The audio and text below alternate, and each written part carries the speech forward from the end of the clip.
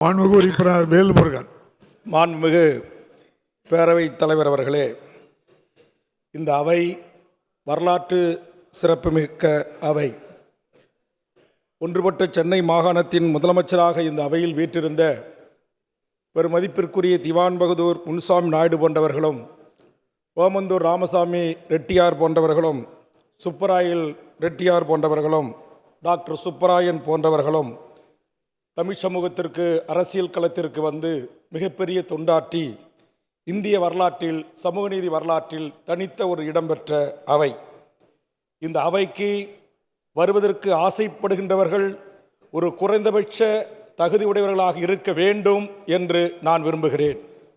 காரணம், நான் பிறந்த இனம் தமிழ் இனம். உலக மொழிகளுக்கெல்லாம் தாய்மொழி தமிழ். உலக பண்பாட்டு கலாச்சார வேர்களுக்கெல்லாம் தாய்மொழி எங்கள் கீழடி. அதையும் இந்த உலகத்திற்கு சொன்னது எங்கள் முதலமைச்சரின் அரசு. இவ்வளவு வரலாற்று பெருமை கொண்ட ஒரு தமிழ்ச் சமூகம், இந்த தமிழ்ச் சமூகத்திற்கு துரும்பை கூட கிள்ளி போடாமல் திரைத்துறையில் தனக்கு கிடைத்த புகழ் வெளிச்சத்தை மட்டும் பயன்படுத்தி கொண்டு இந்த நாட்டுடைய ஆட்சி அதிகாரத்தை நாங்கள் கைப்பற்றுவோம் என்று கூறி அவர்கள் வீதிக்கு வருகின்ற போது அதற்கு இன்றைக்கு ஒட்டுமொத்த என் தமிழ்ச் சமூகமும் சாதி, மதம், கட்சி எல்லைகளை கடந்து ஒரு சினிமாவில் அரிதாரம் பூசி நடித்த ஒரு நடிகரை நேரடியாக எப்படியாவது பார்க்க வேண்டும் என்கிற அந்த மிக மோசமான ஒரு இன ஈர்ப்புக்கு இழுக்கப்பட்டதனுடைய விளைவு இன்றைக்கு 41 உயிர்களை தமிழ்ச் சமூகம் பலி கொடுத்திருக்கிறது. ஏதும் அறியாதவர், வந்தவர் விஜயா என்று தெரியாத பச்சை குழந்தை, கருவுற்றிருந்த குழந்தை, கனவுகளோடு நாளைய தமிழ்ச் சமூகத்தில் மிகப்பெரிய இடத்திற்கு வர வேண்டிய 10 குழந்தைகள் உட்பட 41 உயிரை தமிழ்ச் சமூகம் இழந்திருக்கிறது. என்னை பொறுத்தவரையில் இன்றைக்கு நான் சொன்ன தலைவர்கள் வரிசையிலும், நம்மோடு வாழ்ந்து கொண்டிருக்கிற வரிசையில் இருக்கின்ற தலைவர்களோடும் இன்றைக்கு அல்லும் பகலும் இந்த மண்ணுக்காக, மொழிக்காக, இனத்திற்காக, சமூக நீதி தளத்திற்காக, சாதிய மோதலுக்கு எதிராக, சமத்துவத்திற்காக, சமூக நீதிற்காக, மதவெறி மாச்சரியங்கள் இந்த மண்ணில் அறவே ஒழிக்கப்பட வேண்டும் என்பதற்காக போராடுகின்ற தலைவர்களுக்கு கிடைக்காத ஒரு வெளிச்சத்தை இந்த நாட்டில் சட்டமன்றங்களில், நாடாளுமன்றங்களில், சட்டமன்ற நாடாளுமன்ற உறுப்பினருக்கு நிகராக மாடத்தில் அமர வைத்து அழகு பார்க்கிற இந்த நாட்டுடைய 4வது தூண் என்று போற்றப்படுகின்ற நெதர்மை பத்திரிகை துறை இதற்கு துணை போய் இருக்கிறது என்று நான் பகிரங்கமாக குற்றம் சாட்டுகிறேன். எப்படி என்று கேட்கலாம். விஜய் இன்று காலை 4 மணிக்கு எழுந்து விட்டார். டவலோடு கழிவறைக்கு சென்று விட்டார். பிரஷோடு வெளியே வந்து விட்டார். இப்போது உள்ளாடைகளை அணிந்து, மேலாடையை அணிந்து வெளியிலே வருகிறார். வாகனத்தில் ஏறப்போகிறார். வாகனத்தில் ஏறி கேடுகள் திறக்கப்பட்டன. வீதியில் சென்று கொண்டிருக்கிறார். இதோ பாருங்கள் நேரடி காட்சி.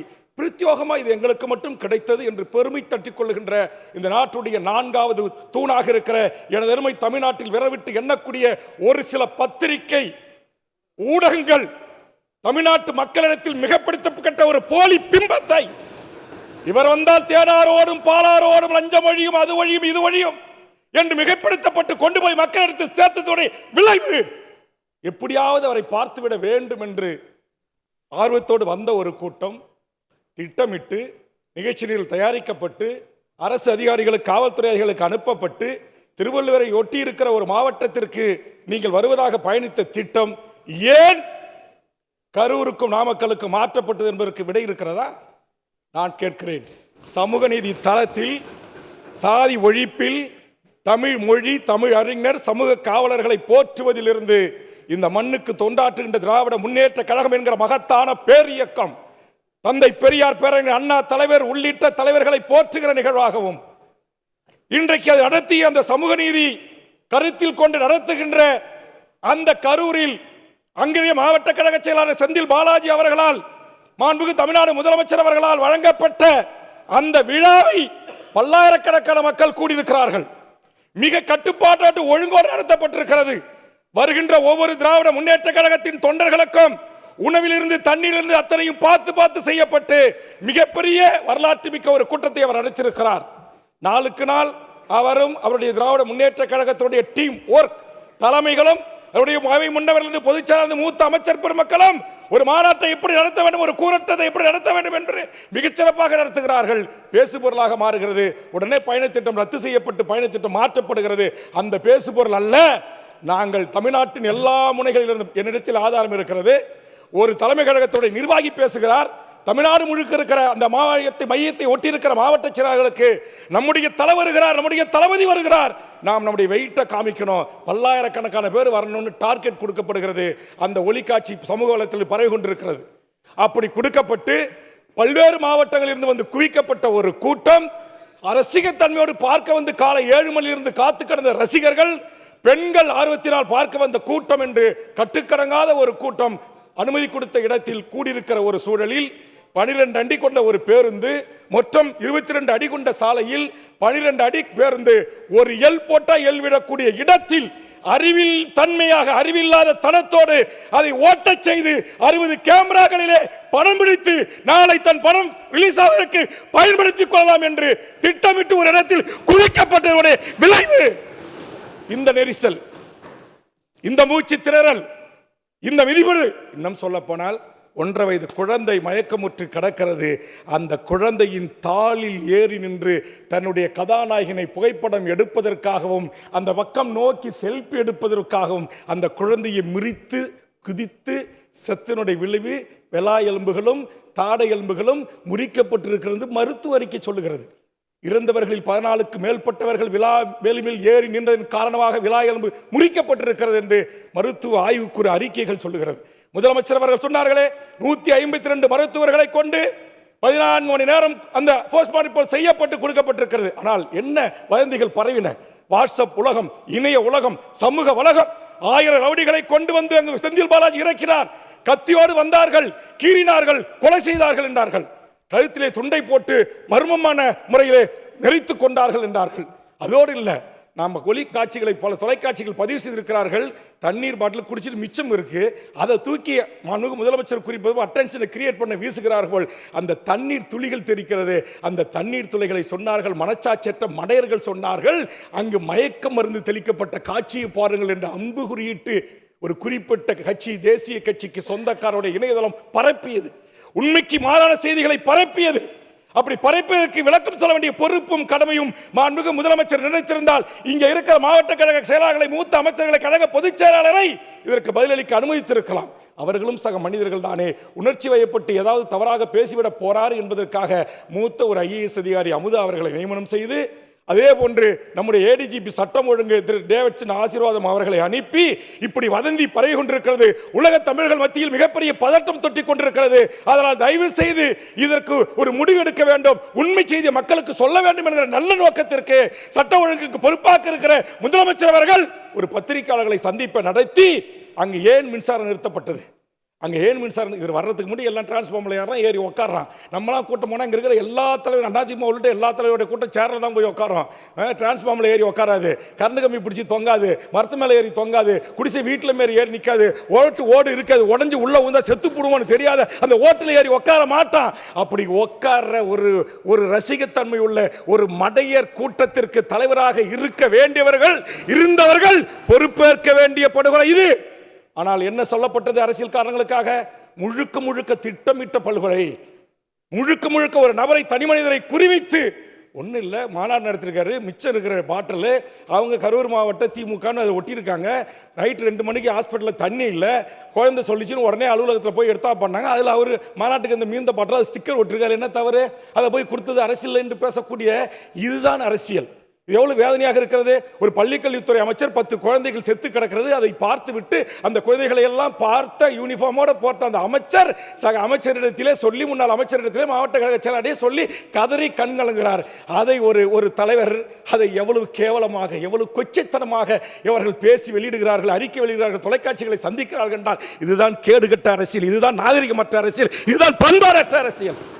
இந்த அரசியல் தளத்தில் நானும் ஒரு இயக்கத்தின் தளபதியாக, ஒரு தலைவராக, ஒரு தமிழ்நாடு விடுதலை படை போன்ற இயக்க, புலிகள் போன்ற இயக்கத்தை ஆதரித்த ஒருவன் அந்த அரசியலை தூக்கி எறிந்து விட்டு ஓட்டு அரசியலுக்கு, ஜனநாயக அரசியலை நம்பி வந்து இன்றைக்கு 3வது முறை சட்டப்பேரவை உறுப்பினராக இருக்கிறேன். இந்த சாக்கடை அரசியலை நான் நீடிக்கிறேன் என்பதை எண்ணி நான் வருத்தப்படுகிறேன். சரி, எங்க அரசியல் இப்படி இருக்கிறது என்று சொன்னால், நம்முடைய மக்கள் இப்படி புரிதல் இல்லாமல் இவர்களுக்கு பின்னால் அணிவகுக்கிறார்கள் என்று சொன்னால், இன்னைக்கு அந்த தலைவன் செய்து தவறு என்று 50 குடும்பத்திலிருந்து ஒருவர் கூட சொல்ல முடியாத அரசியல் செய்யப்பட்டிருக்கிறதை நான் அறிவேன். ஒருவன் கூட சொல்லலைங்க. இவர் இத்தனை வந்து 7 மணிக்கு 7 மணி நேரம் காலதாமதமாக வந்தார். அதோடு இல்லை, நான் கேட்கிறேன், இதுல என்ன பின்புலம் இருக்கு? நான் சொல்லுகிறேன், பின்புலமாக இருக்கிறது ஒன்றிய பாரதிய ஜனதா அரசு என்று பகிரங்கமாக குற்றம் சாட்டுறேன். இந்த நாட்டுடைய எத்தனையோ நடிகர்கள் இருக்கிறாங்க, அவங்களுக்கெல்லாம் தனி விமானத்தில் எப்போ வேணுமாலும் ஏறி இறங்க அனுமதி கொடுக்கல. இந்தியா முழுக்க ஏறி இறங்க அனுமதி கொடுக்கல. President and prime minister and chief minister வரக்கூடிய உள்துறை அமைச்சர் வரக்கூடிய பிரைவேட் கேட்ட அனுமதிக்கல. இவருடைய தனி விமானத்தில் இவர் தனி கார்ல போய் இறங்கி ஏறக்கூடிய அளவுக்கு இவருக்கு எப்படி அனுமதி கிடைக்கப்பட்டது? இதுவரையில் இவர் மத்திய அரசுடைய ஓய்பிரிவு பாதுகாப்பு கேட்டு மனு அளிக்கவில்லை என்று சொல்கிறார்கள். இதற்கு இன்னும் உண்மை வெளிவரவில்லை. விக்கிரவாண்டியில் நான் சென்னையிலேருந்து கூட்டம் முடிச்சுட்டு ஏன் ஒரு விக்கிரவாண்டி தாண்டி பண்டூட்டிக்கு போக முடியல. 24 மணி நேரம் டிராஃபிக் கூடிய அளவுக்கு மாநாட்டில் பாதுகாப்பு கொடுக்குறீங்க. அவ்வளவு பெரிய கூட்டம் கூடுது. அங்கே 461 பேர் மயக்கம் போட்டு விழுந்திருக்கிறான், 8 பேர் விபத்தில் செத்துருக்கிறான், 5 பேர் மதுரை மாநாட்டில் செத்துருக்கிறான். இப்படி தொடர் படுகொலை ஆகின்ற ஒருவருக்கு நம்முடைய அரசும் காவல்துறையும் அன்றைக்கே கடிவளம் போட்டிருந்தால் 41 உயிர்கள் பலி இருக்காது. ஆனால் நம்ம முதலமைச்சர் ஜனநாயகம், ஐயோ ஒரு நடிகராக இருக்கிறாரு, நம்ம அவரை தடை போட்டோம்னா, கொஞ்சம் ரெஸ்ட்ரிக்ஷன் அதிகமாக போட்டோம்னா அது வேறு விதமான வேலை வந்துவிடக்கூடாது, பேசுபொருளுக்கு நம்ம ஆளாகி விடக்கூடாது என்ற உங்களுடைய மிக மிக மிக மிக அதிகமான பெருந்தன்மை, மிக மிக அதிகமான ஜனநாயக மாண்புகள் தான் மாண்புமிகு தமிழ்நாடு முதலமைச்சர் அவர்களே. நள்ளிரவில் தூங்காமல் நீங்கள் பறந்தோடி சென்று இந்த மக்களுக்கு உதவியதை கூட ஏதோ சதி நடந்து வச்சுது.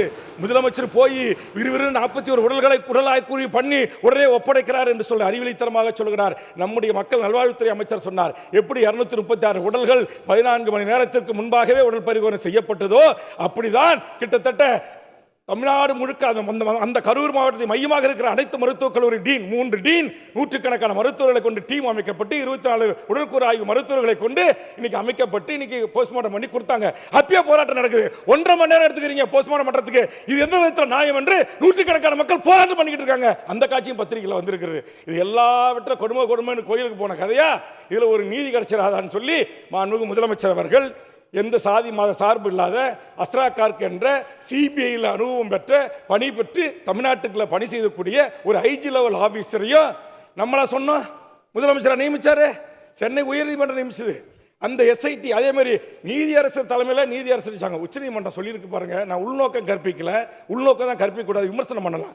தமிழர்களே ஐபிஎஸ் 2 பேரில் இருக்கக்கூடாதுன்னு சொல்வது எந்த விதத்தில் நியாயம்? நம்பர் 1, தமிழ்நாட்டில் இருக்கிற 450க்கும் மேற்பட்ட நாட்டுடைய ஐபிஎஸ் அதிகாரிகளை அவமானப்படுத்துகிற, அவருடைய நேர்மையை, அவருடைய உழைப்பையை கொச்சைப்படுத்துகிற ஒரு செயலாகத்தான் அதை நான் பார்க்கிறேன். அதோடு மட்டுமல்ல, அருணா ஜெகதீசன் ஆணையம் என்பது ஜுடிஷியல் ஆணையம். அது எதிர்வரும் காலகட்டத்தில் இது போன்ற சம்பவங்கள் நடக்காத வண்ணம் சஜஷன், ஆலோசனைகள், அறிவுரைகளை அரசுக்கு வகுத்து கொடுப்பதற்கு அமைக்கப்பட்ட ஒரு பொறிமுறை அது. ஆனால் சிபிஐ விசாரணை என்பது முழுக்க சிபிஐ கிரிமினல் சார்ந்த இந்த குற்றவாளிகள் இத்தனை பேர் செத்திருக்கிறார்கள், இதில் ஏதாவது வன்முறை வந்திருக்கிறதா, அவர்கள் குற்றம் சாட்டுவது போல் வேறு யாராவது இதில் சமூக விரோதிகள் ஊடுருவி இருக்கிறார்களா என்பதையெல்லாம் ஆய்வு செய்வது. ஆனால் உச்சநீதிமன்றம் இதை கூட கருத்தில் எடுத்துக் கொள்ளாமல் இன்றைக்கு நீங்க தமிழ்நாட்டை சேர்ந்த தமிழ் ஐபிஎஸ் அதிகாரிகள் இருக்கக்கூடாது, அதே மாதிரி நீங்க எஸ்ஐடிக்கு நாங்கள் தடை பண்றோம், நீதி ஆணையத்தையும் நாங்கள் தடை பண்றோம் என்று சொன்னால் இது ஏற்றுக்கொள்ள முடியாது. இந்த 7 கோடி மக்களால் தேர்ந்தெடுக்கப்படுகின்ற இந்த சட்டமன்றம் கூடி நம்முடைய மாண்புமிகு முதலமைச்சரையும் இந்த அமைச்சரையும் தேர்ந்தெடுத்திருக்கிறது. ஆக அப்படி முதலமைச்சர் அவர்களாலும் தமிழ்நாடு அரசுகளாலும் இன்றைக்கு அமைக்கப்பட்ட அந்த சிறப்பு புலனாய்வு பிரிவு இல்லை. நான் சொல்றது நம்முடைய அருணா ஜெகதீசன் என்கிற அதிலிமார்க்கு முதலமைச்சர் எவ்வளவு கரெக்டா கூர்ந்து கவனித்து நியமிச்சிருக்காரு. அதிமுக காலத்தில் போட்ட அருணா ஜெகதீசன் இதே வேற ஒரு நீதிபதியை போட்டிருந்தா அவர் திமுக வழக்கறிஞர் இருந்தாரு, பிபிஆ இருந்தாரு, அவரை போட்டாங்க, அதனால சாதகமாக அறிக்கை கொடுத்தாங்க சொல்வதுக்குள்ள. இதே மாதிரி ஒரு இறப்பு தூத்துக்குடியில் அங்கே இறந்த போது நான் தொலைக்காட்சியில் தான் பார்த்து தெரிந்து கொண்டேன் என்று சொன்ன நம்முடைய முன்னாள் முதலமைச்சர் எடப்பாடியார் அவர்கள், ஆனால் நம்ம முதலமைச்சர் அப்படி சொல்லலை, உடனடியாக அதுக்கு நியமிச்சு அதே அம்மையாரை நியமிச்சு நீங்க எப்படி அவர் மேல நம்பிக்கை வச்சீங்களோ அதே நம்பிக்கை நானும் அவங்க மேல வைக்கிறேன், நீங்க போய் விசாரிச்சுட்டு வாங்கன்னு சொன்னாங்க. மறுநாள் போனாங்க, விசாரணை தொடர்ந்திருக்கு. ஆனால் உச்சநீதிமன்றம் அதையும் தடை செய்திருக்கிறது. இது முழுக்க சட்டத்திற்கு விரோதமான ஒரு உச்சநீதிமன்றத்துடைய தீர்ப்புக்கு நான் உள்நோக்கம் கற்பிக்கலை. ஆனால் சட்டத்திற்கு இந்த 7 கோடி மக்களால் தேர்ந்தெடுக்கப்பட்ட இந்த அவையை அவமதிக்கின்ற ஒரு நடவடிக்கையாக நான் பார்க்கிறேன். மாண்புமிகு தமிழ்நாடு முதலமைச்சர் அவர்கள் கண்டிப்பாக நீங்கள் அதை சமன் செய்து அந்த ஆணையம் நீடிப்பதற்கு தேவையான நடவடிக்கைகளை எடுக்க வேண்டும் என்ற நேரத்தில் நான் கேட்டுக்கொண்டு, எத்தனையோ விடயங்கள் என்னிடத்தில் இருக்கிறது. ஆக என்னை பொறுத்தவரையில் இந்த சமூகத்திற்கு திரும்பியும் கிள்ளி போடாத அரிதாரம் பூசிய நடிகர்களை நடிகராக பார்க்கக்கூடிய மனப்பான்மை என் தமிழ் சமூகத்துக்கு வர வேண்டும். நம்ம பல்லாயிரக்கணக்கில் போய் நின்று அங்க அவரை பார்க்க போய் நம்ம மீதி போட்டு அதிப்பட்டு தண்ணி இல்லாமல் நம்ம மயக்கம் போட்டு விழுந்து செத்த பிறகு இன்றைக்கு அரசை குறை சொல்வது, காவல்துறையை குறை சொல்வது. இன்னொரு ஆதாரம் என்கிட்ட இருக்கு. புஷி ஆனந்த் அவர்கள் அந்த மாவட்ட காவல்துறை கண்காணிப்பாளரிடத்திலே இந்த இடத்தை நான் பெற்றுக்கொள்வதிலே மகிழ்ச்சி அடைகிறேன், நான் உங்களுக்கு எந்தவித தொந்தரவும் இல்லாமல் இந்த இடத்திலே கூட்டத்தை நடத்தி கொள்வேன், எங்கள் நிர்வாகிகளுக்கு சொல்லிவிட்டேன், 10,000 பேர் தான் வருவார்கள், இந்த இடம் எங்களுக்கு போதும் என்று அவர் மாவட்ட காவல்துறை கண்காணிப்பாளரோடு அந்த ரூட் மேப்பை வைத்துக்கொண்டு தன் சக நிர்வாகிகளோடு டிஸ்கஸ் பண்ண வீடியோ வெளியே வந்திருக்கிறது. ஆக இவ்வளவு ஆதாரங்கள் இருக்கின்ற போது முழு பூசணிக்காயை சோற்றில் மறைப்பது போல் இவ்வளவு 31 டோன் கேமராக்கள் இருக்கிறது, இத்தனை தொலைக்காட்சிகள் நேரடி ஒளிபரப்பு செய்திருக்கிறது, எல்லார் கண்ணிலையும் மண்ணை தூவி விட்டு ஒரு அரசியல் கட்சியின் மீது ஒரு அரசின் மீது ஒரு தனிப்பட்ட ஒரு திமுகவின் மாவட்ட செயலாளர் மீது குற்றம் சொல்லி தப்பித்துக் கொள்கிற எவராக இருந்தாலும் சட்டத்தில் முன்னிறுத்தி தண்டிக்கப்படுவதற்கு மாண்புமிகு முதலமைச்சர் அவர்களே நீங்கள் சரியான நடவடிக்கை எடுக்க வேண்டும் என்ற அவையின் கவனத்தை நான் ஈர்த்து, மாண்புமிகு முதலமைச்சர் அவர்களே, விபத்து ஏற்படும் போது பாவம் செத்து போனா 2 லட்சம் கொடுக்குறீங்க, விஜய் ரசிகர் செத்தாலும் பரவாயில்ல, பொதுமக்கள் செத்தாலும் பரவாயில்ல, அந்த கூட்டத்துக்கு போனவரை கூட அதில் செத்து போனது உயிர் என்று கருதி 10 லட்சம் ரூபா வழங்குறீங்களே, அதற்கும் இந்த நேரத்தில் நன்றி சொல்லி இதற்கு ஒரு முறைமைப்படுத்துங்க. நாட்டுடைய தினமணி, நம்முடைய இந்து பத்திரிகை உள்ளிட்ட தமிழ்நாட்டுடைய அத்தனை பத்திரிகை ஆசைகளும், இன்னும் சொல்ல போனால் முதலமைச்சரையும் துணை முதலமைச்சரையும் முதலமைச்சர் குடும்பத்தையும் கூட விமர்சனம் செய்கின்ற நாட்டுடைய மூத்த பத்திரிகையாளர் உட்பட 99.9% திரு ரவிசங்கரில் தொடங்கி திரு மூத்த பத்திரிகையாளர் மணியிலிருந்து அனைத்து பத்திரிகையாளர்களும் இதற்கு முழு பொறுப்பு விஜயும் அந்த தாராக என்கிற அரசியல் கட்சியும் என்று ஆணித்தரமாக வாதாடி இருக்கிறார்கள். தலையங்கள் எழுதப்பட்டிருக்கிறது.